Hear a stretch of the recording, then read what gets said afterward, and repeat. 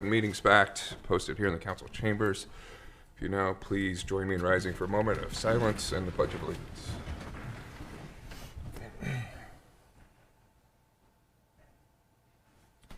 Pledge allegiance to the flag of the United States of America and to the republic for which it stands, one nation, under God, indivisible, with liberty and justice for all.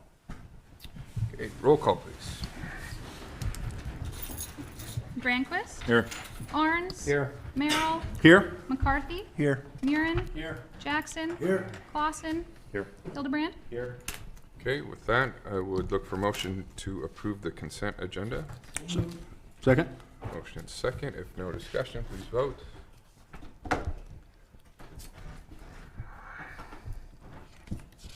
Still missing a couple. There we go. All council members present voting in the affirmative. Motion carries. Would then entertain a motion to approve the full agenda. So moved. Second. Motion second. If no discussion, please vote.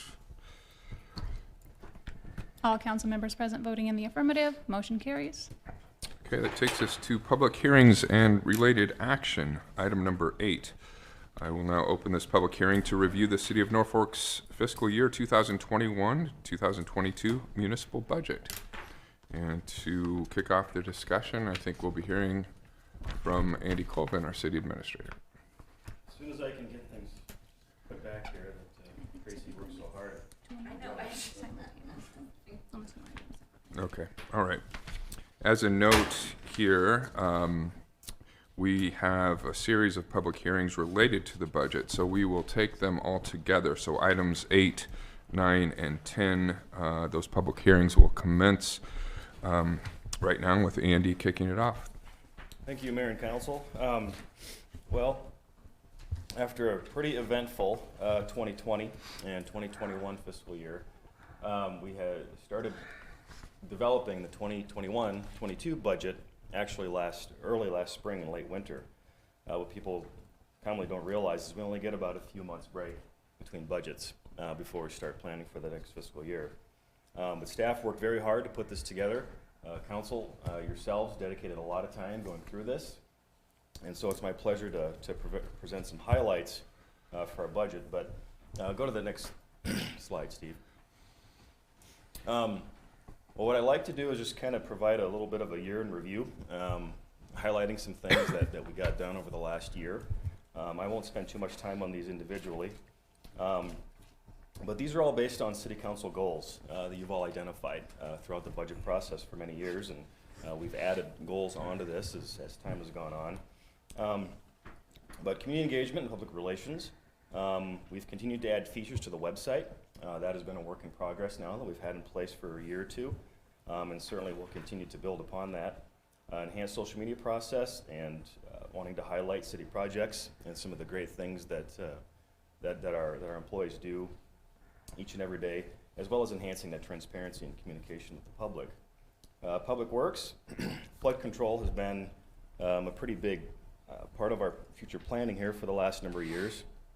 So last year we really worked on some of that master planning, getting agreements in place, the permits with the Corps of Engineers, and some of those items that we needed to have done before we can start construction. So we will be ready to start construction going into this next fiscal year. Solid waste transfer station, another one that we've worked hard to try to get into place for the planning and architecture for that. The WPC master plan. Water distribution and supply system, we did complete construction of a new water storage tower by the industrial highway. And I believe the news did a little piece on that here within the last week, so that is now, I think, completed. Is it flowing water, Dennis? You put water in less than 2 weeks. Okay. Less than 2 weeks will be flowing water. And then public transit, staff has been working with the Norfolk Public Transit Board to try to help put together their future planning. Property maintenance, we've continued the enforcement of the property maintenance code, as well as continue to remove some structures and demolitions that have been deemed unsafe, and we'll continue to do so going forward. Street expansion and maintenance. Some of the highlights that we've done, we've replaced some culverts and added sidewalk at 5th Street and Corporation Gulch, 34th Street reconstruction, Square Turn Boulevard, gap paving, which has been identified as a council goal for quite a number of years. We've installed crosswalks and stop bars at 13 intersections here, as a lot of you can see. We've issued construction contracts for about $1.2 million in asphalt overlays completed this fall, and then another $1.3 million in concrete street improvements that unfortunately contractors weren't able to get to till next year. Excuse me.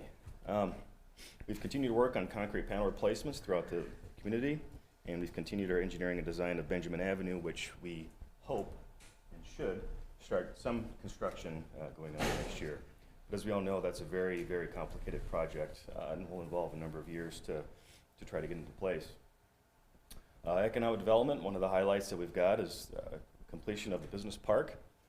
We've got 2 lots sold, actually 3 lots sold. We just sold 1 more here over the last couple of weeks and closed on it, but 2 businesses are under construction and will be open in 2022.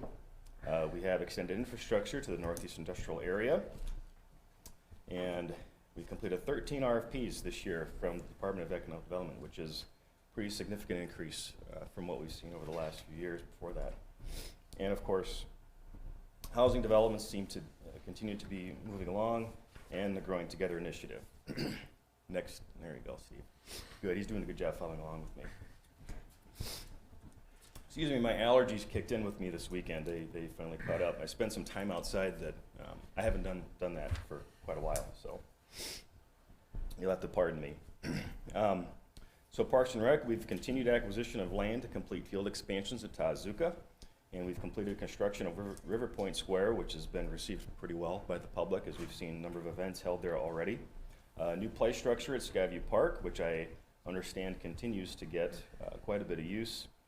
And then continuing our design and engineering for Johnson's Park and the River Restoration Project, which again, we hope to start construction on that this next fiscal year. And then finally, public safety. We completed a space needs analysis for the police station, and we did award a contract for parking lot expansion. That was ultimately part of that project, as well as preliminary design for building expansion, and completed design for building renovations to accommodate joint dispatch. So, those are just a few of the things that we've got done over the last fiscal year. Now we're going to move right into the next, some charts showing you some of the next fiscal year. So the first one we'll look at here is revenue. And as you can see, sales tax, as it usually does, comprises the largest part of our general fund revenue. 9.6 million, just over 9.6 million we're looking at for the next fiscal year. And our second biggest with other revenue, which is a combined here. You can see those numbers added up here for other taxes, licenses, permits, other revenues, things like that. And then we have property tax, which is about 19.5% of our budget revenue, and then our MPPD lease, which is just over 18%. Any questions on that, Council? Okay. Next one, Steve. Sales tax, as you can see, is continuing to grow.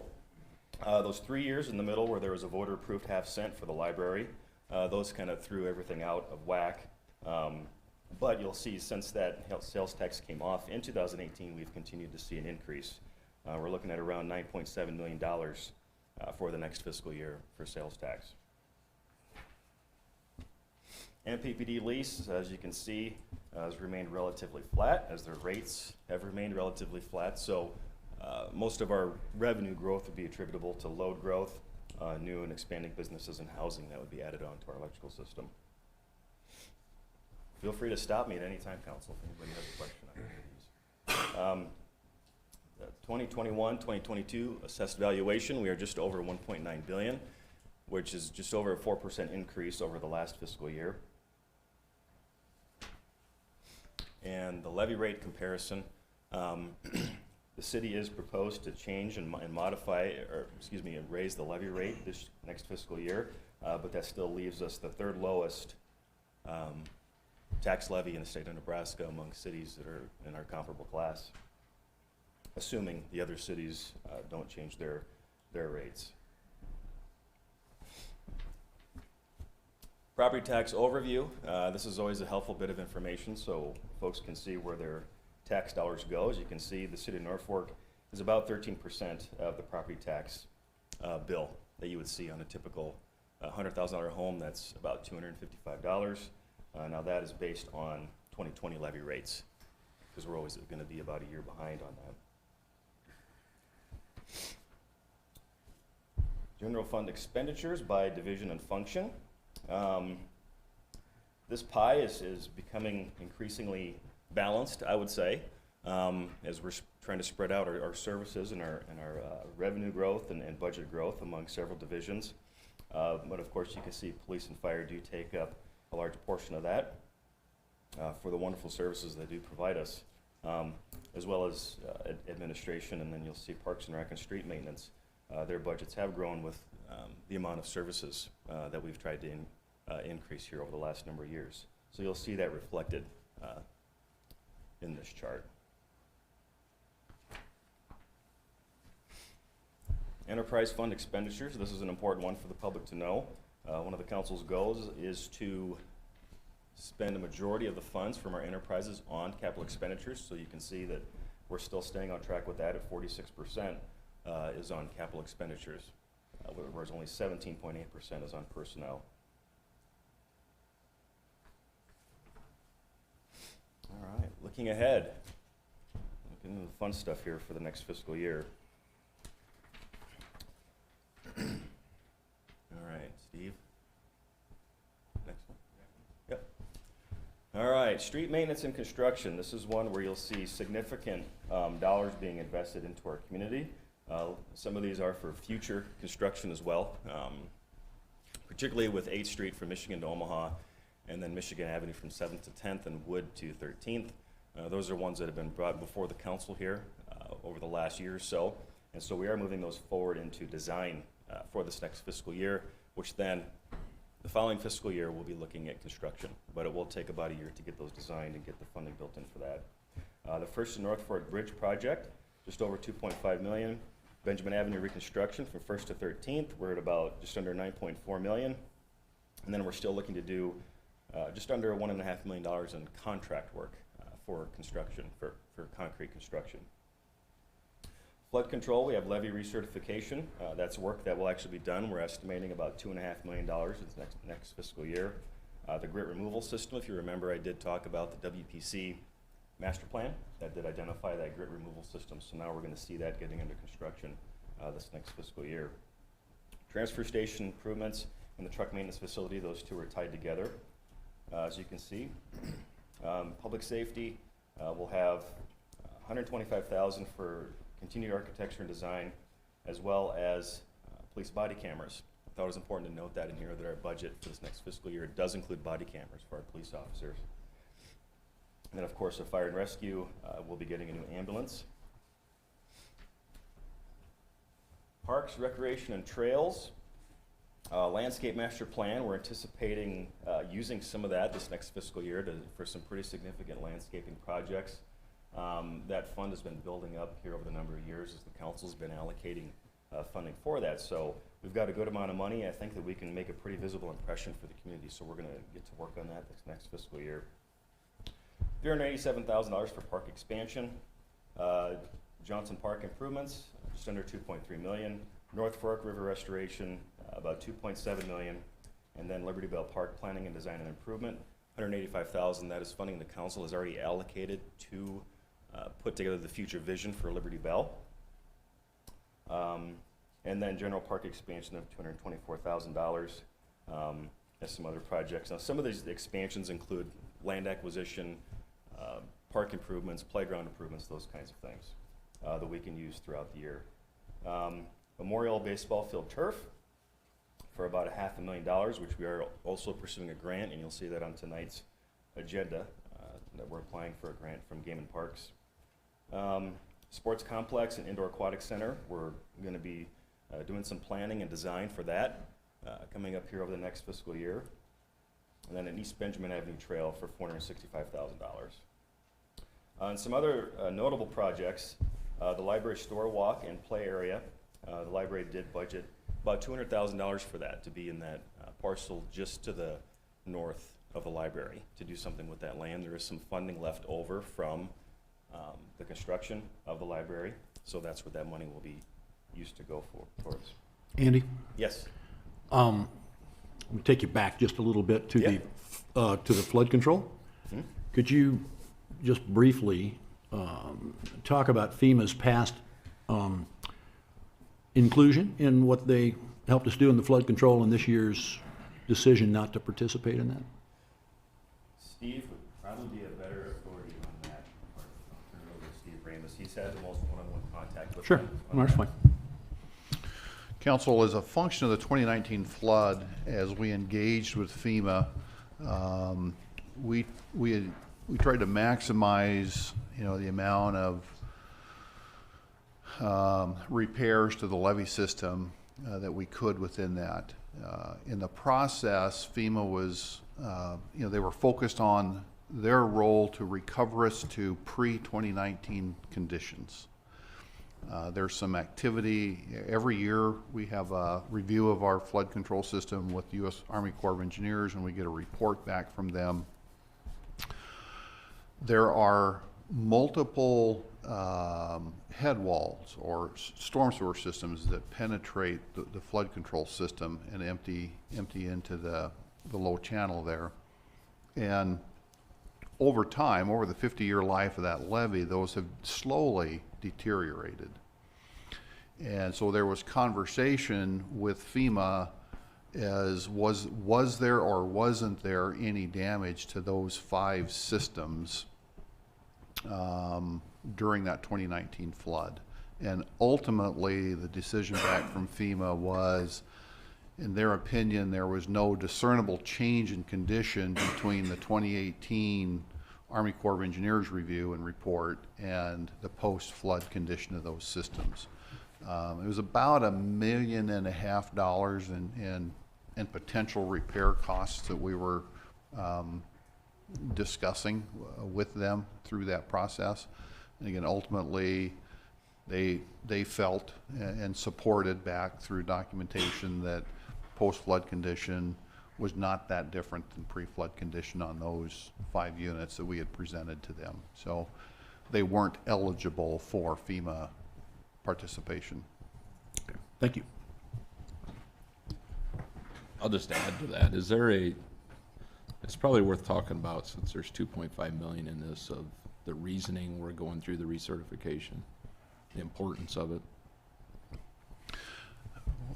The fact that it's a certified flood control system provides the insurance relief that we benefit from having the flood control system there. So if we don't get it recertified, we're really jeopardizing our ability to provide lower insurance rates to the community, being in a flood controlled community versus a non-flood controlled community. So it is very important to us as a community to have that certification in place. And that's a FEMA requirement every so many years, correct? Yeah, I don't know that we've been through a recertification in the 50-year life of it. Have we? Do you, Randy? Are you aware, since you've been here? Have we recertified? I don't believe so. Yeah. Well, I think this is the first recertification since the construction of the levee.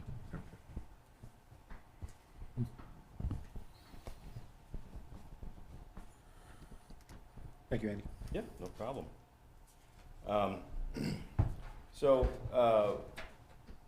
Some other notable changes, we did add the council did add a full-time arborist or tree specialist to our park staff, as well as some additional funding for part-time staff to help with corridor maintenance.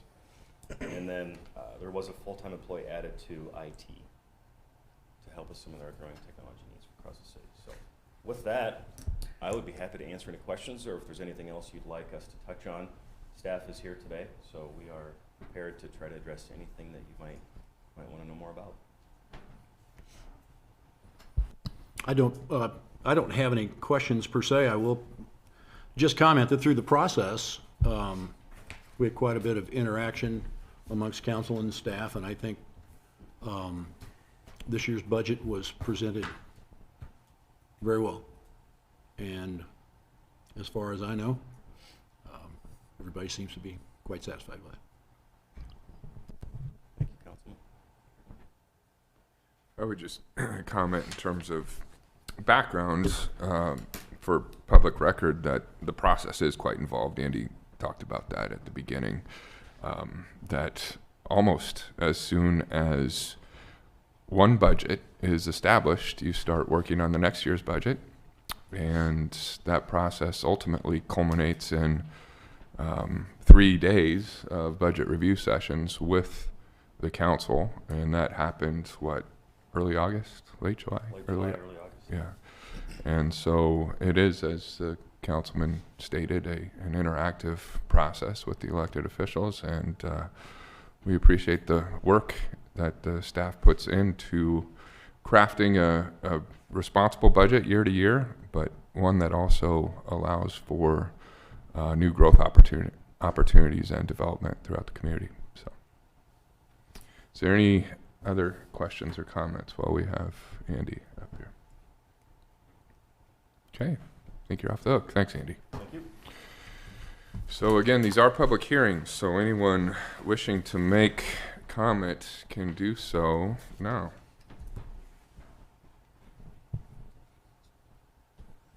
Okay, hearing no one, I will move to close each of the public hearings to review the City of Norfolk's FY 2021 to 2022 municipal budget, hearing to review the City of Norfolk's FY 21-22 proprietary budget regarding water, sewer, solid waste, and stormwater, and the public hearing to receive comments regarding changing the tax request for the 21 to 22 fiscal year from the amounts for the 20 to 21 fiscal year. With that, hearings are closed, and we move on to our regular agenda, item number 11.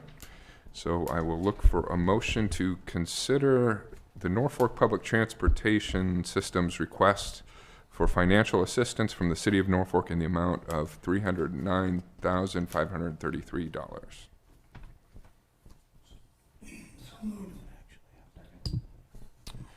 Okay, motion and a second. And to kick off discussion on this with some background, we will hear from Steve Ramus, the City Public Works Director.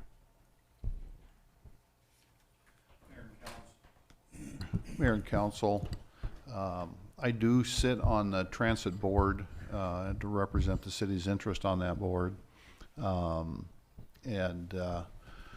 Over the last 3 years, we've been very aggressively working with the Department of Transportation and their state mobility management team to change public transportation for Northeast Nebraska and specifically the city of Norfolk and surrounding area.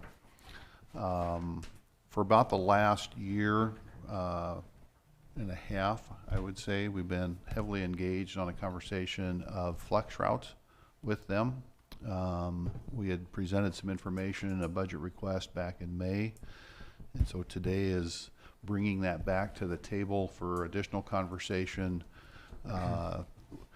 Here from the Public Transit Board is Tracy Jeffrey. She's the president. Lacey Kimes is vice president.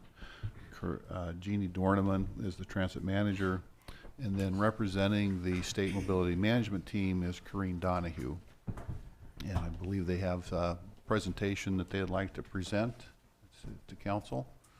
So who's going to do that? Corrine? However, Andy reconnected this, so let's get it. Are you able to switch, Brianna? I think it's thinking about coming. I see it, but you don't see it.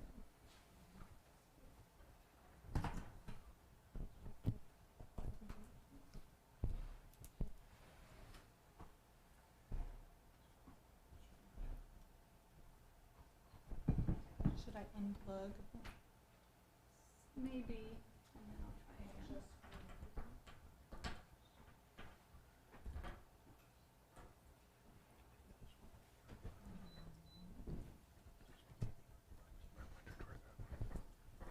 I've been looking for a charger for the last three weeks. I think that's fine. I ruined it. I'm sorry. We tried. We even had a test run. Yeah, we had it. Boy, they don't let me work with technology. Well, Andy, where's the new IT guy? Thank you. That's it. Afraid. Got a different one?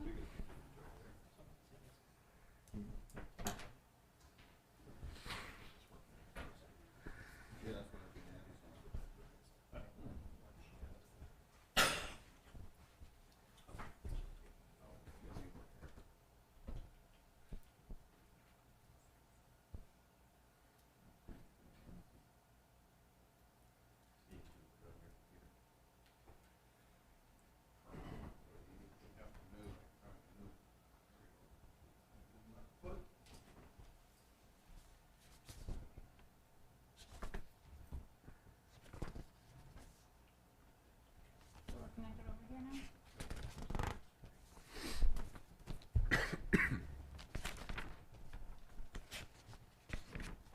Yay. Don't touch it. No pressure. Good Lord. And I'm standing between you and lunchtime at the end, so really no pressure. Thank you. Do I need to stand? I'm kind of a loud talker, but let me. I think Is this it would be helpful if you could, Okay. so that everyone in the audience. There we go. I think you can hear me from this one. There we go.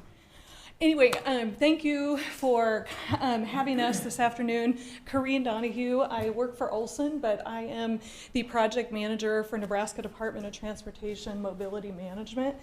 And I think I was voted the person to talk about this because Steve mentioned that this started about 3 years ago, but I've been working on it about 5 or 6 years in the Northeast region.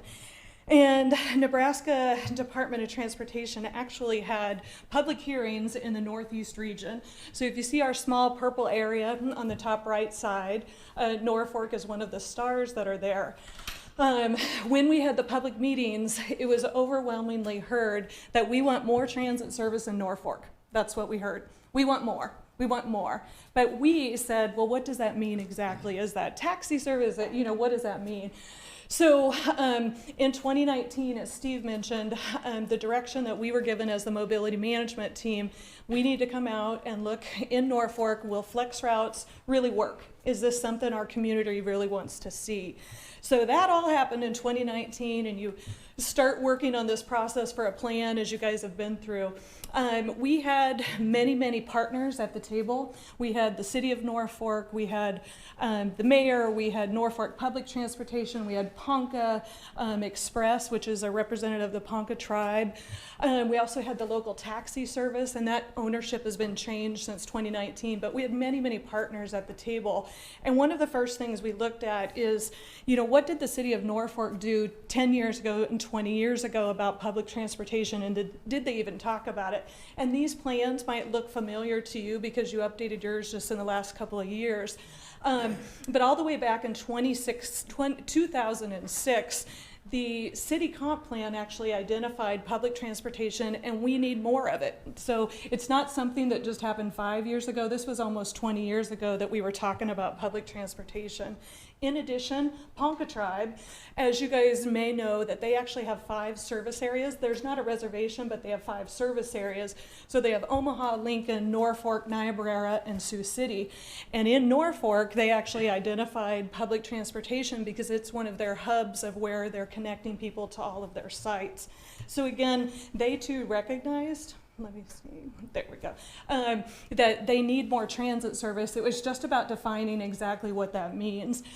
So the 2 big questions we asked 3 years ago, what do we want to look like for public transportation in Norfolk? Where do we want to be in 10 years? Do we like what we have? Do we want to change? Some of the pictures you see are bus stops that are in front of Walmart. People love door-to-door service. It's rain, it's cold, it's all of this. In the top right-hand side, you see bike racks on the front of the buses. People loved that idea. That's what they see as the vision for Norfolk.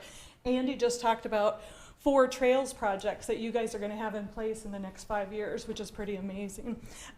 So we asked those questions. The other thing that we asked was, what do you love about the service today? Any, what's the best thing? Any answers about what people loved? Hands up. Audience, anybody? Well, I'll give you a hint. No, really, what they loved the best, you guys, were our drivers. They said we had the best drivers. Our staff was friendly. They felt safe. And there's nothing better than when you walk in the door as a consultant to say, oh my gosh, they love the service versus this service stinks, you know. So it was really good that one of the reasons we're successful today is because of the service that's been out there for over 20 years. So it's pretty amazing. So we looked at peer communities about where do they have flex route service? Where does this even work in the Midwest? Because there's a lot of things on the coast, but what happens in the Midwest? So we looked at Burlington, Iowa, Marshalltown, Iowa, Scottsbluff, Nebraska, Brookings, South Dakota, all of these within a day's drive from us. Each of these communities have more service than what we have today, but very successful. One of the bases that these other agencies see are students. We have student transportation needs today that are out there, and this is all the way from K-12 to college. You know, this is all the way, not just a 16-year-old. This is all of the above getting to school because we have two parents working in almost all households. So it is what it is. So the team, we sat down at the table. We said, what's a flex route going to look like? Came up with 3 different options. You guys can see your city right in front of you. C was the one that was chosen. So those of you that are going to come to our reveal tomorrow at 10 a.m. over at the bus garage, you're actually going to see the routes. This is the year-old version. But we have 3 different routes that are going to be in Norfolk. You'll see those service at the hospital every 30 minutes. So depending on where you are in the city, you'll either have 30-minute or 60-minute service all day long. It's pretty amazing. There's a little tiny bubble around the routes. Do you guys see kind of that periphery that's out there? That's actually the definition of a flex route. And so we know from today's riders that we have very fragile riders. They just can't walk to a bus stop. They just, it's just not going to happen. And so truly all they have to do is call the transit office and we'll go door to door and then we get back out and on our route and the bus keeps going. So it's a great service. It also is efficient and that's one of the things we have to be. In our flex route study, we have several different things that are going on. You can read across the screen. It says flex route demand response. That's what we do today. Regional service. Madison County, we travel outside Norfolk today. And we have demands for that. We have calls for how do I get to Wayne today? We have people calling about that more than one time a week, you guys. This is people trying to get to work, trying to get to school, trying to get to the hospital. So when we sat down at the table with Ponca Express, we divided up the tasks. We know we have 2 agencies here. And on the screen, you guys can see that we're on the right-hand side for Norfolk Public Transportation. We're moving ahead with the flex route. We're moving ahead with demand response service, and we're moving ahead with our capital infrastructure, which are bus stops around the community. This is a fast track schedule on one page that, should all of our stars align and we get our buses in and our bus stops built, we're hoping to have service on the road in January of 2022. So, lots to happen in this next several months. Lots have been going on over the last 6 months, but in a perfect world, that's what. And you're supposed to say, why January? Good Lord, why in the heck? One good thing, it's a good time to test routes. So that's a good thing, as long as it's not an ice storm. But you usually have to have a coat on. But that is how the January date was selected. So for you, drum roll, this is a sneak peek for those of you that'll watch us online or come out to our reveal tomorrow that the new name for our service, North Fork Area Transit. You'll see purple and yellow buses in town. These will be our services that are out there. A new website. The drivers will have purple apparel that you'll see them in. And the 3 services. So our flex route service will be called the forklift. No excitement? Come on, that's the best name ever. Our demand response service will be Telelift, and our Express Lift is really like an Uber or a Lyft system that you can pick up your cell phone, your laptop, computer, dial into North Fork Area Transit, and you can book your trip right then. It's a little more expensive, and that one is a little bit further down the road, but that service will also be available to all of our residents. So pretty amazing. So no one saw that, okay? So if you're coming tomorrow, that's it.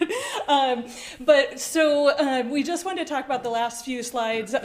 What are we doing now, like in moving ahead in the next several months? Local funding, obviously, that's why we're here today in the request for services. We are looking for partners. We have a great partnership with Ponca tribe, they do service, we do service. We're looking at a coordinated facility. We'll talk to them about that, hoping to go live in January. That facility is probably 3 to 5 years out, so we also need to talk about what are we doing in the short term. Our building today, we have 8 buses parked inside and 2 outside, and we're getting 10 more. So where do we put those other buses? It's a big question. If you know of a facility, please talk to Tracy after the meeting. We are looking for a leased facility for several years. Bus stop assessments, we're going to have 100 bus stops out there. So you're like, whoa, 100 in our town? And people will say that. And so you'll be seeing those with our signs that are going to be out on the street. And then also public engagement. We have our reveal tomorrow. We have an open house at the library in the afternoon, pop-up meetings at Hy-Vee and Walmart this week too. So the goal is everybody in this county is going to hear about Norfolk area transit before the end of the week and over the next 6 months. So exciting times for us. Vehicles, you can kind of see the top picture as one of the vehicles we're going to be getting. We bought used vehicles because the Nebraska Department of Transportation does not have a larger vehicle option to purchase, so we ended up going with used vehicles, and they're coming to us from Mason City, Iowa. They should be here in October, and then they'll go over and get their wraps on the buses, and they will be here and need a place to be parked. We talked about the facility. The top building, the top 2 pictures are the existing facility today. The bottom 2 pictures are the Ponca Express building. Both of those are at capacity today. We're looking with Ponca, what does a coordinated facility look like? Anybody know of a spot you can park 40 buses? 20 at one agency and 20 on another.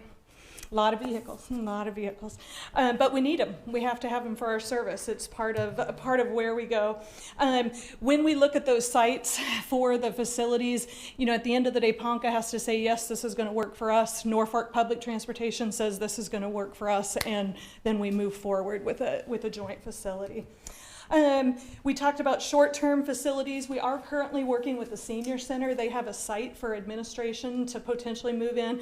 We're still looking for some kind of indoor facility to park our vehicles, though. You have brand new wraps out there. As you guys know, we have hard winters. They're just as hard on our vehicle, and nobody wants to start at 6 o'clock in the morning. So we are looking for that actively. Bus stop assessments, like I said, we'll have 100 bus stops by the end of the year out in the community. So when you see those, that's our service coming in town.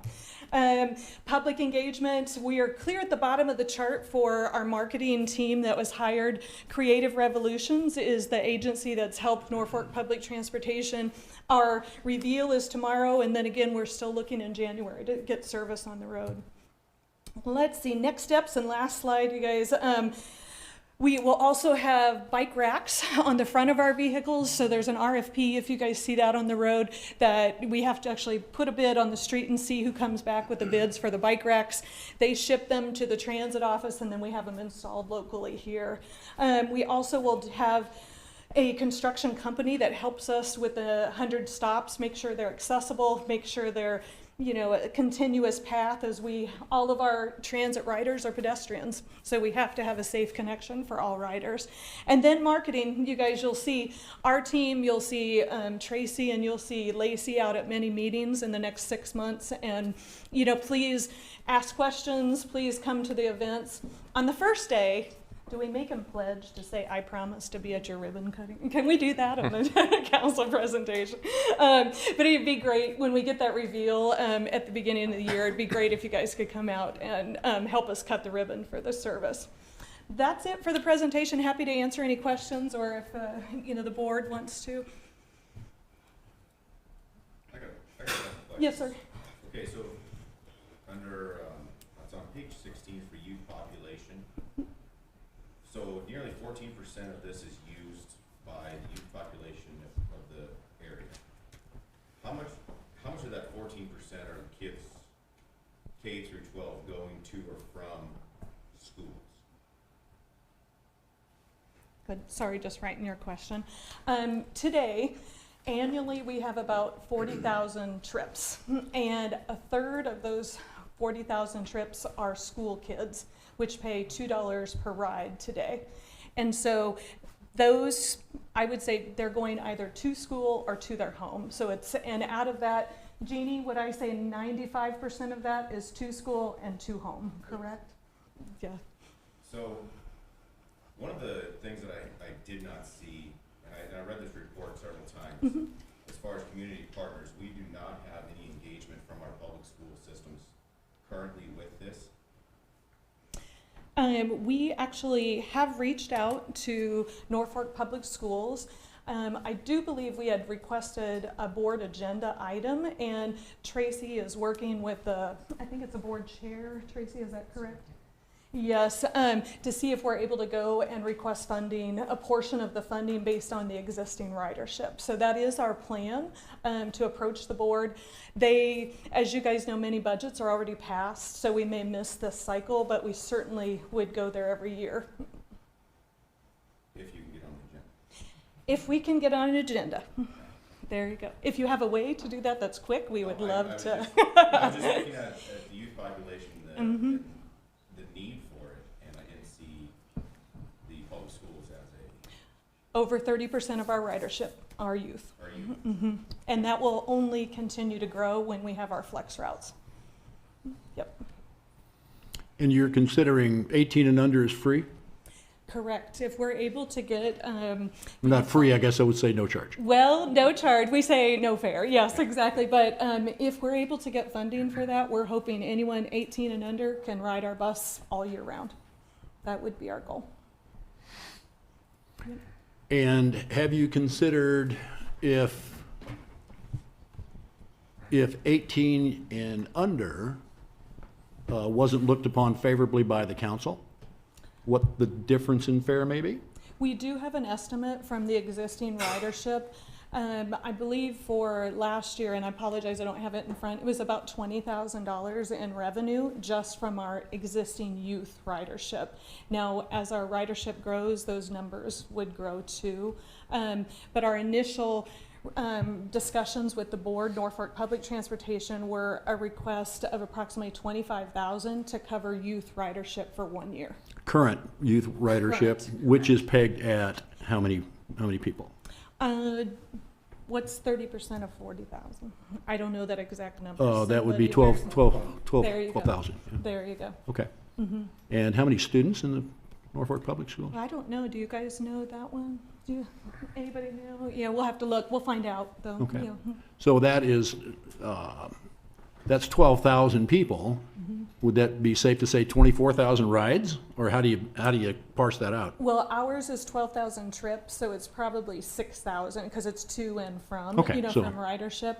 But as we have more service, one of our challenges is those folk that, let's say dad went to work, had to take the car, mom's here, she has no way to get the kiddo to public, to school, or even aftercare.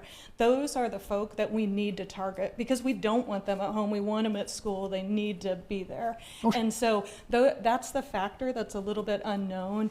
And then the other part is anybody been in the school line to drop off kids? Oh.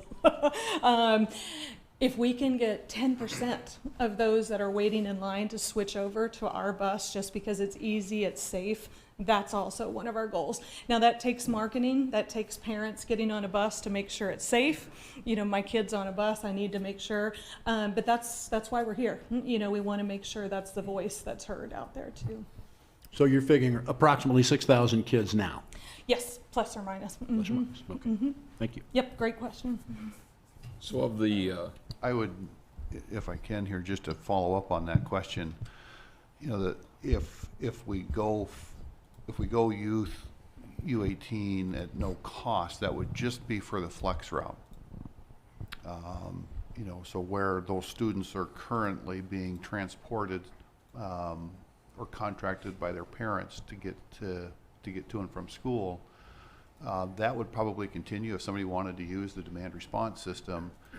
But as a function of a city transit, system that's flex route or fixed route, however you want to think about that, who gets on, when they get on, where they get on, and where they go, The system just rotates. And so they could be students, they could be going to school, they could be going to after-school functions.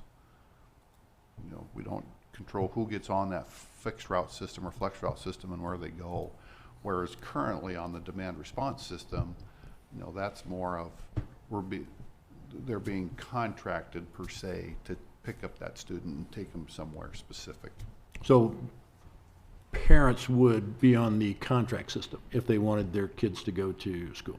Unless they wanted them just to go stand at a bus route and get on the flex route bus. Okay. Then, you know, that bus would rotate. They wouldn't go straight to school. They would rotate through that flex route system, and then they would be dropped off. in So if you wanted to proximity. use the flex route system to go to school, and you could ride the bus for 45 minutes before you got there? No. It's about a 30-minute cycle, so Yeah. worst case would be 30 minutes. Okay. So when you guys started your presentation, you talked about the four communities that we compared to, such as the two in Iowa, South Dakota, and Scottsbluff, Nebraska. Yep. How do we compare this study compared to the other communities that you guys had mentioned with catering or helping our youth get from location to location or from to or from school with the community partners they have versus the community partners that we have? Out of these four peer cities, all of these services are open to the general public. However, they know one of their greatest demands are student population. And when we looked at those, we also knew from our public meetings here that the student transportation was one of our challenges. The dispatch office today, hey, can you help get my kid to the Y after school? You know, those are the calls that we get. So when we looked at the route development, that is one of the key pieces that we made sure that if I'm getting off at the middle school at 3:30 and I climb on the bus, I can be at the Y for my program at 3:45 or whatever it's going to take to get from point A to point B and then get in and out of traffic. These agencies that we looked at, I wouldn't say they cater, but they know their market and they have to meet that need or no one will get on the bus. So I think we were very diligent, that we're still open to the general public, but we knew that that was a need we heard in the community. So if we wouldn't have put those routes out there, we just can't attract the parents, to get them on the bus. So, yep. I do have a follow-up question. Yes, sir. Of those four communities, do their public schools contribute to their cost?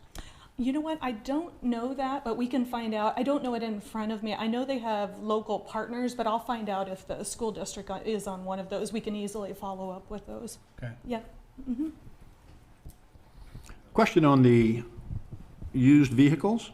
Yes, sir. I think in your presentation, it was stated they were past their useful lifespan? One of them. One of them, Uh-huh. okay. And why are we purchasing that one? Good question. Parts? Let's go to those. So in Iowa has a little different standards from Iowa Department of Transportation versus Nebraska Department of Public Transportation. Now in Iowa, the vehicles that we're getting are what they call medium duty. And so basically the Federal Transit Administration has a 4-year life, a 7-year life, a 10-year, or a 12-year, depending on the size of the vehicle and the engine installed. And so we knew for this flex route system in Norfolk, we had to have a larger vehicle than what we have today. Like our demand response vehicles, they hold 13 people. The buses that are coming in are 16 passenger vehicles, and they are CDL driver required vehicles, which is not what we do today. So when we approached Nebraska Department of Transportation and said, hey, what vehicles do you have that are over 13 passenger? That's when they said, we don't on our procurement list. In addition, it happened to be that COVID started in 2020 when all of this, and the manufacturers were minus a chip. And so if you try to get vehicles that are a truck base or a body on chassis base right now, your holdup, as they told us a month ago at the managers conference in Lincoln, you're on a 3-year wait to get a new vehicle. So we could, like as the board and Norfolk Public Transportation Board, could say, okay, we just need a hold up. But we did know of this agency in Iowa they actually had to downsize their agency. They were selling 7 vehicles, which we happened to be like needing 7 vehicles. And truly, we had one of our consultants go over to check the vehicles, because if they're junk, they're junk. You know, we don't want junk. Sure. But they actually have maintained these. There's 6 or 5 of the vehicles that have less than 30,000 miles on them. So they were used very infrequently. You can see why they're potentially decreasing service over there. There's one vehicle that had like 74,000, but the other one was like 40,000 in the middle. So for a used vehicle, it's used. You know, we just have to say that with a statement and be real, but their maintenance is all out of one garage. We have all of their maintenance records, and they wanted $12,000 for each vehicle. Like, that was the cost for each one coming in. And we have details, like, you're welcome to look at Jeannie's office. She has files on these vehicles. We didn't, in the beginning of this, we didn't think we'd have to buy a used vehicle. That would not be our preference, but when you're on hold for 3 years, and they're saying 3, so does that really mean 4 or 5? You know, I think no one really knows right now with the shipment. So that is how the used vehicle conversation started. Kind of a sign of the times, I think, maybe. It is a little, actually, yeah, perfect. One additional question, if you don't mind. Yeah. On the other financial partners that you guys have included, can you tell us who they are and who has committed dollar-wise to help support the program? Well, you are the first up, because your budgetary session was one first in line. So you, as the city of Norfolk, thank you for considering it. Thank you for recognizing the value of public transportation in the community. We have approached Madison County, if you know the commissioners well there, for a third of the amount. Also, our goal is to approach the Faith Regional Hospital. We know a third of our trips are going to the hospital too. People work there, people need services there. So they are one. We also, the Norfolk Public Schools was on our list, the YMCA was on our list, and also Walmart was on one of our lists. So those are the ones, and you know, it's not a surprising event in public transportation that people may say no, they have a bad fiscal year, but most public transit agencies will come back to say, you know, we're valuable too in our community, and you know, that's something that we have to recognize. When we're able to come forward and say, you know what, the city of Norfolk recognizes this, they immediately see a player at the table, and that makes a big difference. And so of those 5 people that you mentioned, has anyone affirmed that they would support? To my knowledge, we have a second presentation, I believe, to Madison County. I think we were received favorably. I haven't heard from that, but to answer your question, no, not yet. Okay. Yes. And none of them said, if the city does, we will? Oh, that, not directly to me. However, I'm with Nebraska Department of Transportation, so maybe there might have been other conversations, but for me, sorry, not yet. Yes. All right. Yeah. Steve? You also indicated the last 3 on your list. You used the term "was on our list." Oh, I should say are on our list. I said that wrong. Oh, okay. Yeah, sorry. Mhm. There, Yeah, so just to be clear, there is an intention to go to the Norfolk Public School Board to make a financial report? Yes. Okay. Directly of the elected representatives that We would go parents to the put board into office. Right. and say we were requesting this and take our information. You know, I think the existing ridership is our most powerful tool, and our growth that will go there. I think you guys had really good questions, like who else in the country has a partnership like this? We want to be an open book. We want them to, you know, say it's a creative tool. And at the end of the day, we hope we're getting their staff and their kids to school. You know, that's what we want out of this. We want to be a partner with them. The other ones that I didn't mention, United Way is an existing partner. I apologize, I should have mentioned. Those conversations have already been held this year, so they are a dedicated partner. Also, Norfolk Family Coalition, I want to make sure I say their title. They have been a partner in the past, and they too have already contacted the office, and I believe they're very interested in partnering with us too. So we have to go and approach their board, and same process kind of as this. All right. So I'll defer to Tracy for some of the more recent conversations. She's much more in touch with those. Just historically, to Councilman Aaron's, I know I was involved in the bringing the Brookings, South Dakota system up, And there is no, at least through the 10 years I was involved with them, there was no participation financially from the local school district. You know, I would say it was very similar, probably 30 or 40%, and maybe even up as much as 50% of their traffic is school-age children and or college kids. I couldn't speak for some of the other systems. Transit, public transit and community transit is generally considered to be a municipal service across the country.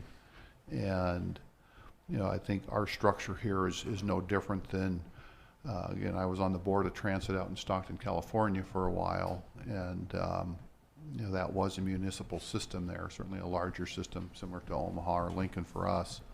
And those are community funded systems other than the revenue generation portion.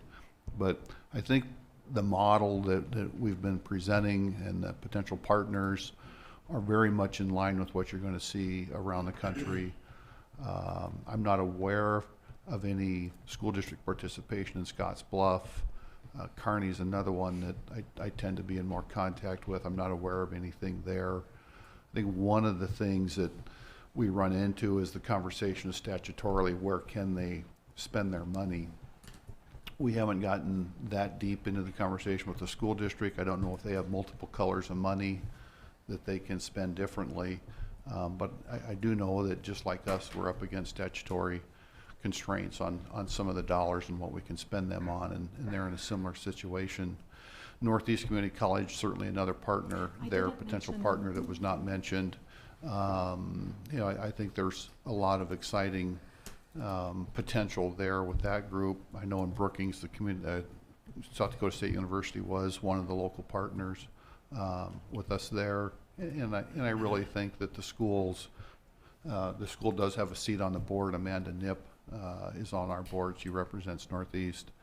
So you know, we do need to get back in front of the county. I think the current leadership there at Norfolk Area Transit is working on that. But you know, this is going to bring in about $2 million a year into the community to provide transit service to those that choose to use it or just have to use it. One of the goals of making it free to the youth, the U18, is to get them comfortable and familiar with mass transit, community transit at a younger age, so that as they do age, they're just more comfortable with that. We did see that, again, speaking of my experience at South Dakota or Brookings. My children were on the bus from about age 6 all the way through age 18, and had I not had them on that bus those first years through their K-5 school experience, I don't know that I would have got them on the bus during their high school years, but they never blinked an eye at getting on the public transit system when they were older. And that's one of the challenges that we face in that transit world, is getting people used to it. So that's part of the conversation that we're having as a board. Thanks, Steve. Any other comments? You mentioned it briefly, but the regional component of this system, I think, is somewhat unique in that we know many people come into Norfolk either to work or for medical appointments or whatever it might be. So North Fork Area Transit will serve ideally more than just the city of Norfolk. It will, which is why you're going to Madison County as a partner, correct? Can you talk about that a little bit? So the person in Madison who needs to be at a medical appointment in Norfolk could use this service. Correct. And today, they would just call the office, and then we'd have to schedule a trip, you know, whatever day they need to go. Eventually, you know, Madison and Wayne are the ones where we get most calls. You know, would we have some kind of route, you know, eventually if we had enough demand that direction. But right now, they just call in advance, and whatever day, we make sure we get them there. Yep. So with the ask that Norfolk, you know, we're providing for money out of our budget for this project, what happens if you don't get the money from the people that we're targeting, or the companies in the Madison County you're targeting?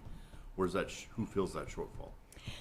Well, we keep knocking. Every year is a budget. You know, that's what eventually we would hope that would come through. Worst case scenario is the flex routes would have to streamline. 3 routes, do we have to go down to 1, or do we, you know, do hourly service instead of half-hour service? Those would be the first things that we look at, you know, to take out. Yep.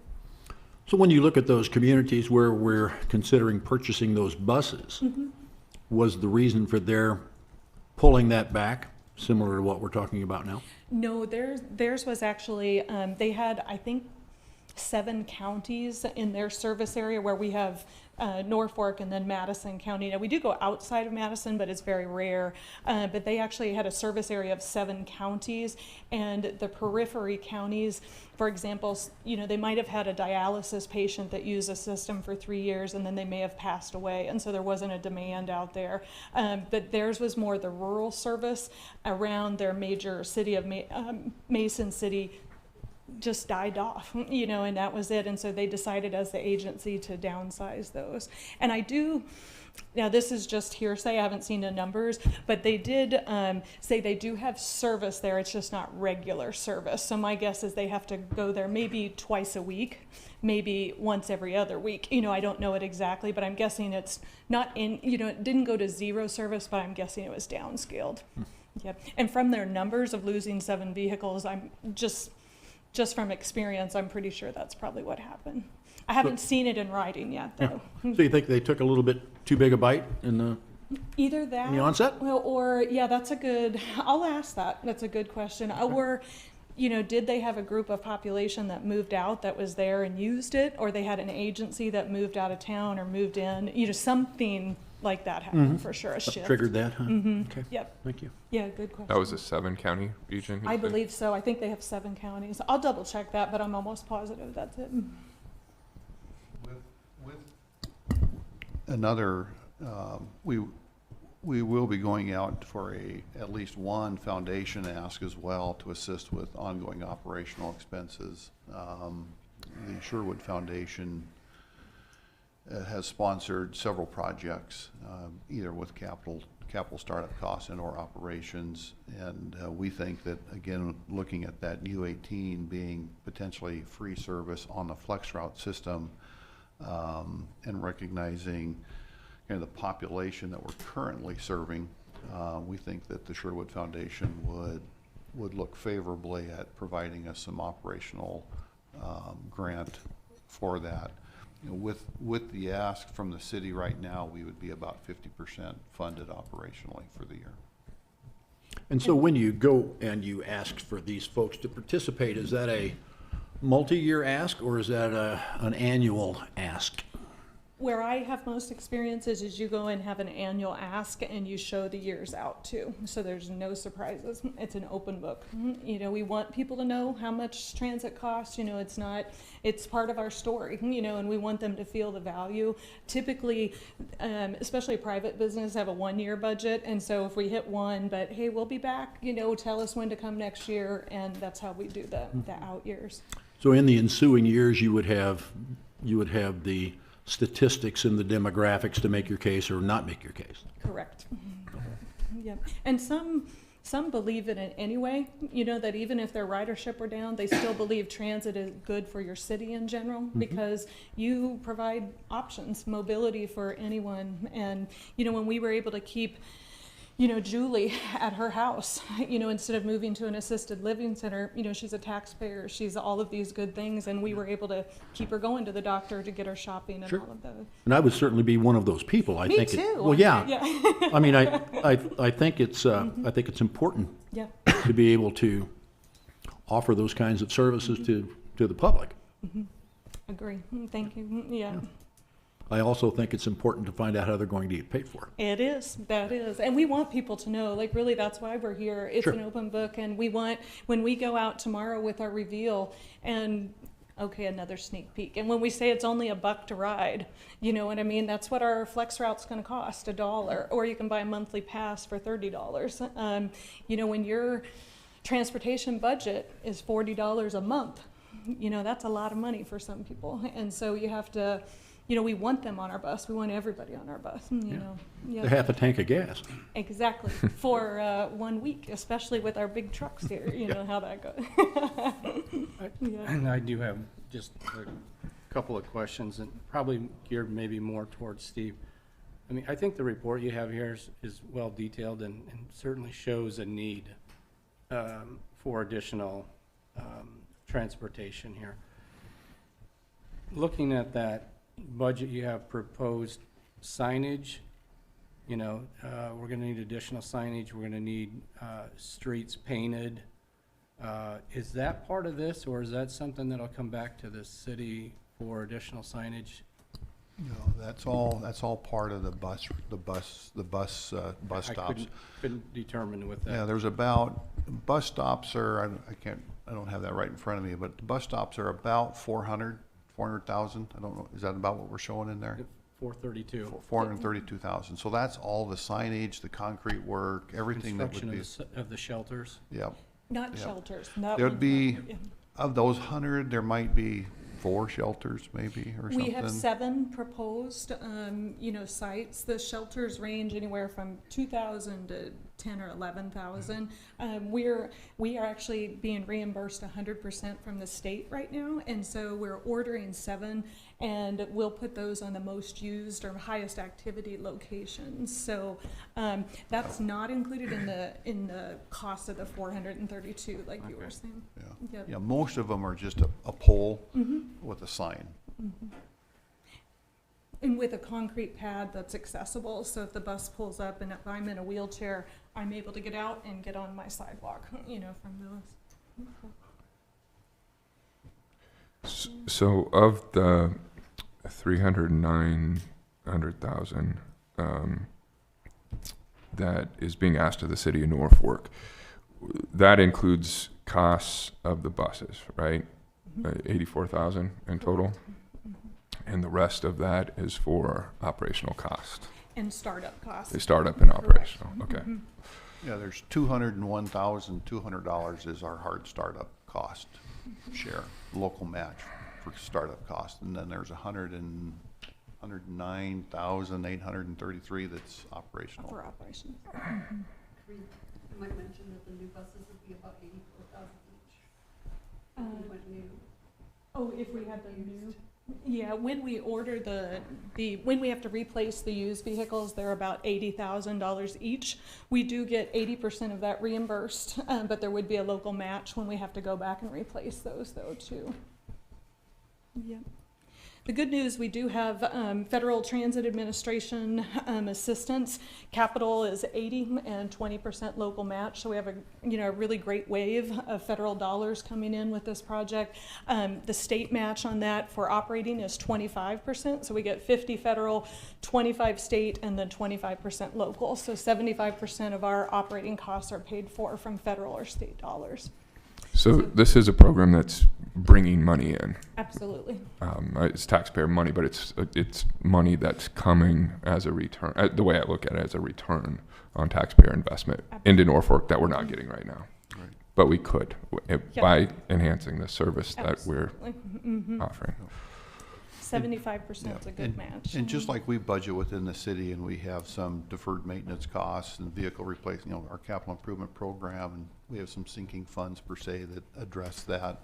It's the same at transit. So when those buses need to be replaced in 4 or 5 years, our annual operating cost and that annual operating match is capturing some of that we need for that future match as part of just our annual budgets.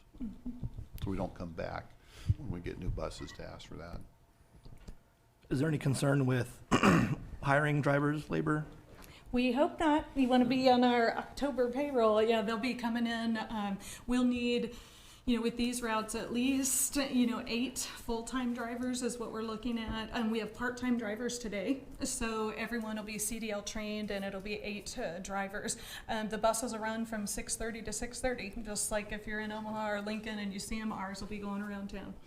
So that 6:30 run, anybody volunteer, anybody, it's an early morning, but it's good, gotta do it, One quick question. Is there a plan to put, say, bus stops on school grounds or just near school grounds, or what's, I assume of the 100, we're gonna try and cover every one of the schools? We have stops at all of the schools or close. You know, all kids, I can't say all, a lot of kids can walk, you know, like they're used to having to walk to a stop anyway. I'm not sure they're on school grounds. Most of our stops are within right of way, which is our goal, so we don't have to acquire anything, and we want it just to make a safe connection. But all of our stops, if there's any question, we'll go talk to the property owners or the school district on those sites, just for safety of all kids and make sure just cover the grounds. Yeah. So, There are, I believe, the Northeast Community College stop would be on campus. Mm-hmm. Like you mentioned, Walmart would be in front of Walmart, not in the street right away. Yeah. At the YMCA stop is on site. It's not out on the street. So, yeah. so my assumption is, given the increase in ridership among K-12 students, Norfolk Public Schools does not do any of its busing, any busing on its own. Is that correct? Outside of maybe some special I believe education it's the services? 2 mile, someone say it correctly, it's the 2 mile, if you're within 2 miles of the, 4 miles, sorry, within 4 miles of that base school, it is not, unless you have arranged for a special transportation. Okay. Yep, correct. Well, that'd be interesting to know too, like in the Brookings and Scottsbluff examples, if those school systems do provide busing. We will find out. Yeah. Okay. So to get down to the heart of the question here, there's a financial ask before the council. There have been some discussions as to how we could meet this request. Those discussions, I believe, have taken place within subcommittee level. Have we had a full council? Okay, review session. So for the benefit of the entire council, I think maybe we talk a little bit about how fiscally, if we were to do this, how it would be accomplished. I'll open that up to staff.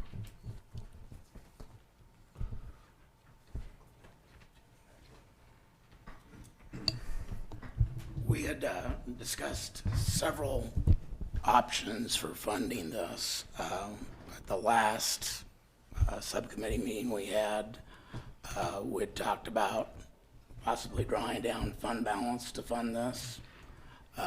They're asking for $309,000. $36,000, I'm talking round numbers, is already budgeted for funding transit. So $273,000 approximately is their ask, $273,329. And one of the possible funding sources that was talked about a lot at the last subcommittee meeting was simply drawing down fund balance for that. You know, there's other possible funding sources like council priority dollars. We've got $362,791 of unallocated council priority dollars at this point. We've also got ARP funding, pandemic funding that we have not yet allocated. We don't want to use that directly to fund this because it can't go to match federal grant dollars. But we could take some money. What we had discussed was replacing some of the Keno dollars. For instance, it's going to the river restoration project, which is an eligible use of ARP funding, and freeing up those Keno dollars that could then go to fund the bus, the Norfolk Transit. So there was several options discussed. I think there was at least one councilman in particular that was thinking about drawing down fund balance. But I don't believe anything was voted on or decided. But those are some of the options that we've been looking at. Okay. So, thank you, Andy. So, all that said, I know we've had some extensive discussions about this related to this year's budget and how we get there. And I think this could be a combination of things that is crafted by Randy and fiscal staff to get where we need to be. Not necessarily one or the other, one or the other, right? It could be a combination of reducing fund balance, council priority, Keno funds. But I think ultimately the decision we have to make here today is if the council feels that this system is important enough to get off the ground. A lot of work has been done to get to this point, and it has been a lot of work. These discussions, I think, started 3 years ago, 3+ years ago. And there is, as we talked about, a lot of federal and state money that helps make this go. But we do have to provide a local match, and hopefully we have other partners here that would recognize the importance of the system enough to be willing to help us meet that match. But I guess I'm looking for an opinion from staff too, that we could comfortably, without too many gymnastics here, make this financial request work within this budget. Fair question? I'd say yes, and the ideas that Randy outlined are ways that we can do that. There are a number of ways to do this, so it really just depends on, A, if the council is interested in funding this, we can help you get to how to do it. I think Randy brought up a good point in that we should all remember, in that taxpayer-funded budgets do offer a lot of flexibility. It's also important to note that Randy has allocated 36,000, that's ongoing, the 36,000 in our budget. And this one-time ask of 309 will drop down to like 180,000 ongoing as we move through the years. And we have some one-time asks in this budget that are pretty close to that 180,000. Good point. I don't see a problem with this, with like, you know, possible tax increase or whatnot. I don't see that happening with this. I think it's a really, and when you looked at what presentation today with the retail sales tax, what they're projecting, you know, we're going to see some increase in just some of that. So I don't think this I'm fairly confident, you know, that we'll be able to absorb this. I would agree. The service has proven to be very popular, I think, even with the changes that have been made within the last 3 years with what we have to work with in terms of existing infrastructure. Ridership increase has been, what is that number? Was it, I can't remember if it was stated today. Our daily peaks right now are about 255% over what they were 3 years ago. 250%? Yes. Okay. And I think we're seeing that, to me, I've looked at some of these numbers and who's using it. Surprising amount of people using this to get to 3 primary areas: work, school, and the doctor. Fair assessment? Okay. All right. Any other questions or comments, council? Okay. Hearing none, please vote on the underlying motion. All council members present voting in the affirmative, motion carries. Okay, with that, we are concluded at this special Norfolk City Council meeting. We are adjourned.